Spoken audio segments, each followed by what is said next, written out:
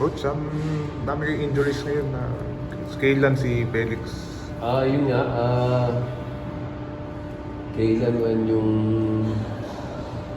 aksidente, nahulog siya nung last game namin. No? So, we just don't want to aggravate it, but he's going to be able to play sa Tuesday. So, we're just managing it, load managing. Si Felix naman, meron siyang inflammation sa Achilles niya. Again, we're trying to give him as much rest as we can so that he can also be fresh pagdating ng Tuesday and Thursday. Hindi naman siya serious. Hindi naman serious yun sa dalawa. Coach, yung mga kuya? Ano pa yun? Mga March pa yun siguro. Baka hindi siya maabot dito.